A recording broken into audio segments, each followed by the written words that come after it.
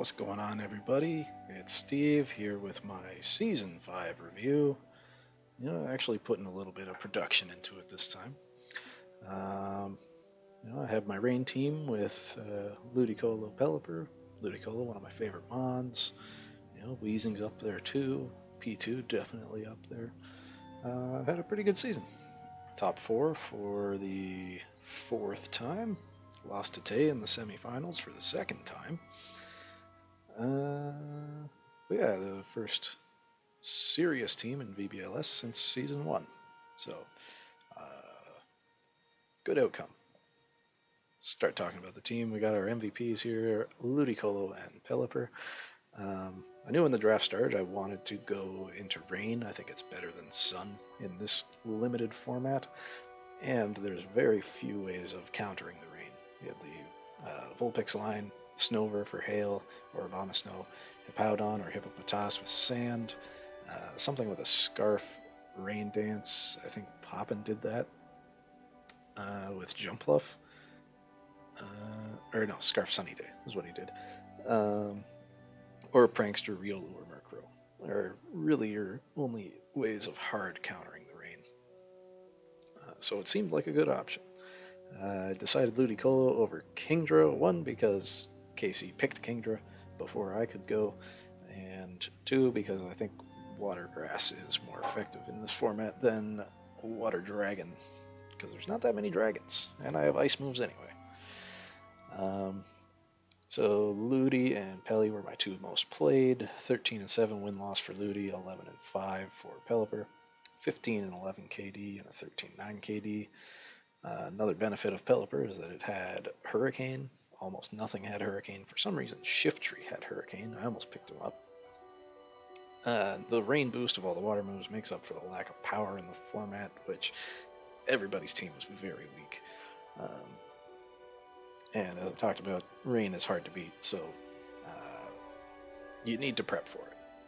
And because I know you're prepping for Rain, I can do other things. I don't list it here, but Pelipper also had Tailwind and Wide Guard, which were very beneficial in a few games. Wide Guard really locked down Jace in the quarterfinals. He couldn't do anything against Pelipper Metagross. He either Stone Edges Pelipper, Metagross kills his Swampert, or he Earthquakes into nothing.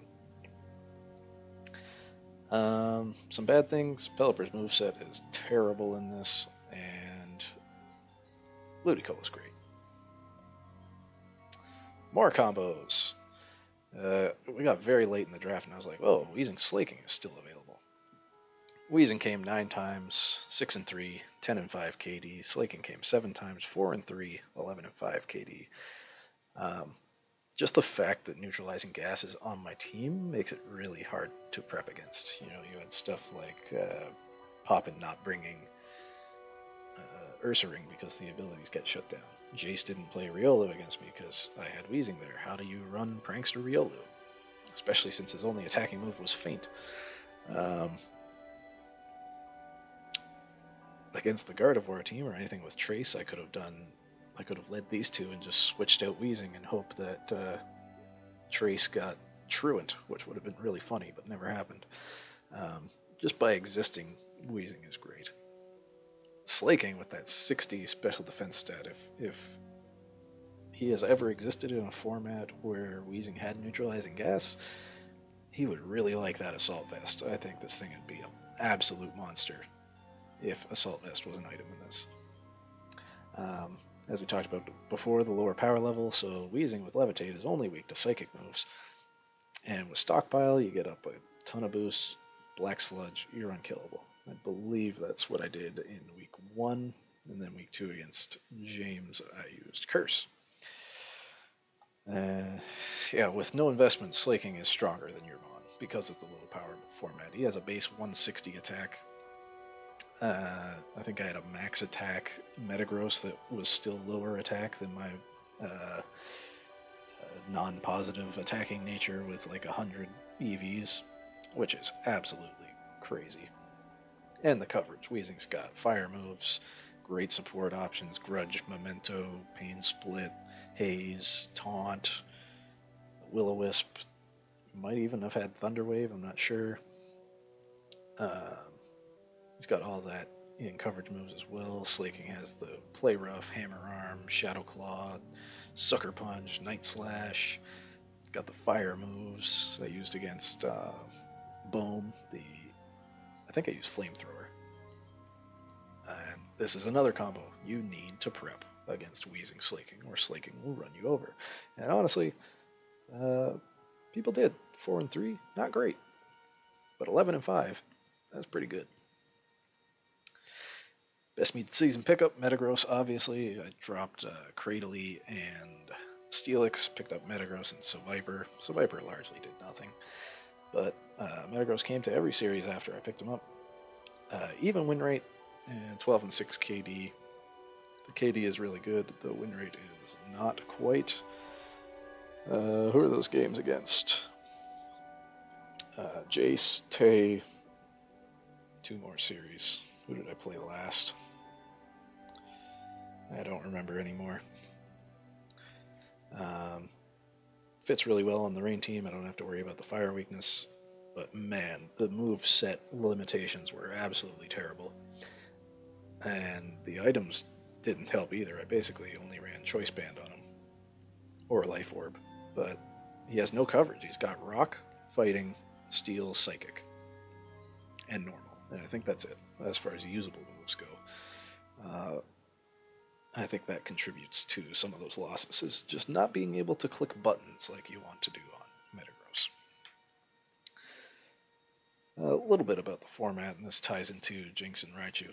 And actually, one more thing. Something that I have that other teams don't. If you look at the kill list, or kill leaderboard, I don't have anything in the top 10.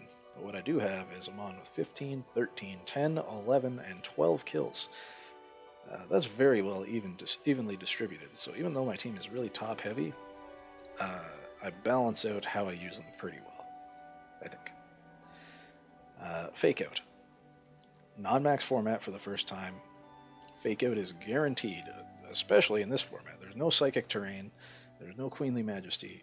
You can always get Fake Out off. The problem with my team is that I didn't take advantage of that by setting things up. Trick Room, Tailwind, or boosts. I really didn't have much that could boost. I could use Agility on Metagross, something like Bulk Up on Slaking, Swords Dance on Ludicolo, Nasty Plot Raichu if I led those two right there together, or Ludicolo. Unfortunately, I didn't have that. That is something I will be looking at getting for the following non-max season. In my opinion, you should be getting 2 or 3 Fake Out users that are threatening in other ways. For instance, Jinx and Raichu, their abilities are very good. Dry Skin or Lightning Rod makes opposing water and electric types useless. Lovely Kiss, very beneficial, as we saw in the semifinals against Tay. I think Tay had a total of 5 or 6 sleeping turns in that series, which obviously is beneficial. Nuzzle was absolutely huge in the series against Jordan. And Ludicolo, obviously immediately threatening. If the rain is up, if he's out there with Pelipper. If you want to protect on him, I could sub. It could be a Rain Dish set, or I could get a Sword Stance up if you don't see that coming. Some other mons to think about as we head into the next season. Sneasel. Fast Fake Out. He's got Inner Focus. Can't be faked out himself. That also applies to the ghosts. I think Sableye is the only ghost with Fake Out, but the Prankster mons, Sableye, Meowstic, Grimmsnarl, and Liepard. You Fake Out and then you immediately go next with a status move, like a Trick or a Thunder Wave or Fake Tears, Screech, Switcheroo, something to mess up the opponent, getting the double value out of that Fake Out as long as he's still alive.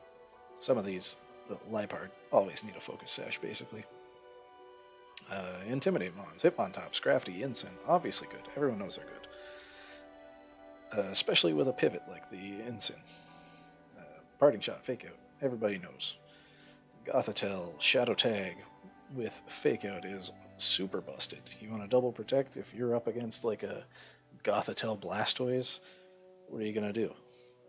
You got to lead a faster Fake Out, or you get potentially Fake Out and Shell Smashed. If you're out against something with Parasong.